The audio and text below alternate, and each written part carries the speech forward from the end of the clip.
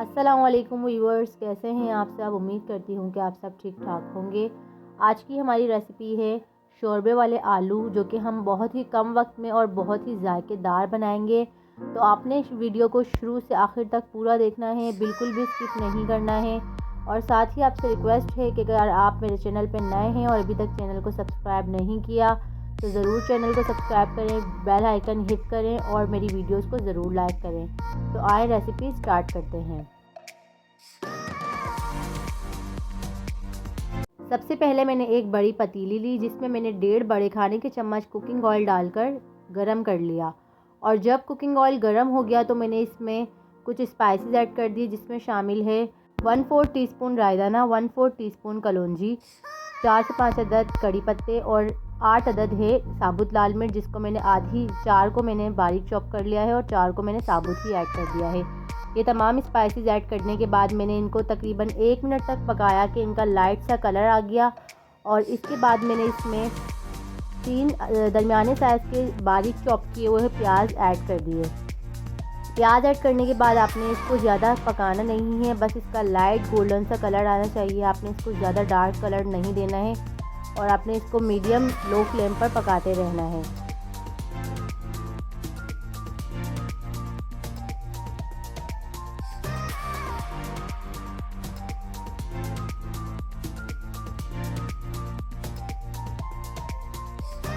तो viewers, finally आप देख सकते हैं कि प्याज का लाइट ब्राउन सा कलर आ चुका है। तो अब इस स्टेज पर मैं 1 टीस्पून अदरक लहसुन का पेस्ट ऐड कर दूंगी और इसको मैं 2 से 3 मिनट तक इतना पकाऊंगी कि अदरक लहसुन की स्मेल भी ख़त्म हो जाए और इसका कच्चापन भी बिल्कुल ख़त्म हो जाए।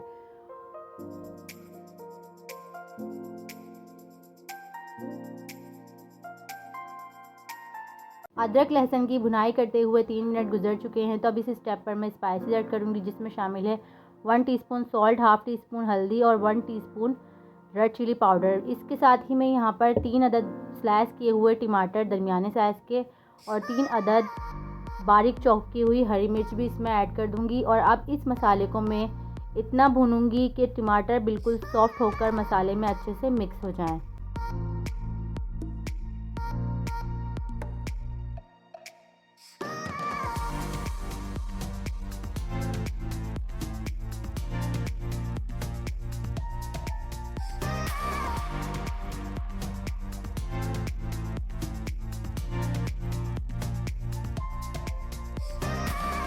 तो व्यूअर्स, फाइनली आप देख सकते हैं कि मसाला कितना अच्छे से भुन चुका है और टमाटर भी सॉफ्ट होकर मसाले में मिक्स हो चुके हैं। तो अब इस स्टेप पर हम आधा किलो आलू, जिसे मैंने क्यूब्स की शक्ल में कटिंग कर लिया था, आलू इसमें ऐड करने के बाद हम इसको मसाले के साथ 5 से 6 मिनट तक मज़ीद इसकी भुनाई करेंगे।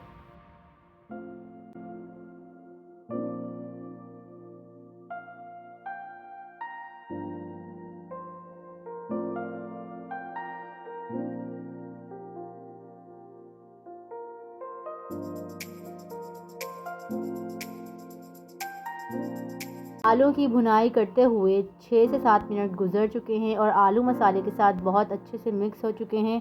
अब इस स्टेज पर हम आलू को गलने के लिए पानी ऐड कर देंगे।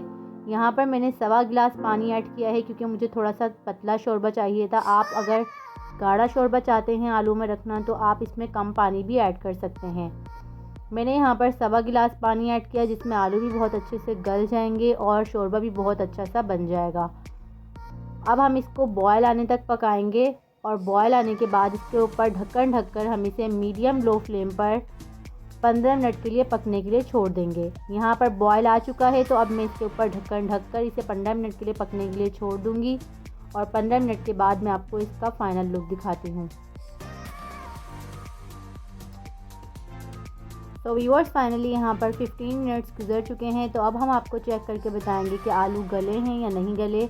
मैंने नाइफ से चेक किया तो आलू गल चुके थे। अब हम इस स्टेप पर बारीक चॉप किया हुआ हरा धनिया इसमें ऐड करके अच्छे से मिक्स कर देंगे और फिर मज़ीद इसको 1 से 2 मिनट तक पकाने के बाद फ्लेम ऑफ कर देंगे और इसको प्लेट में सर्व करने के लिए डिश आउट कर लेंगे।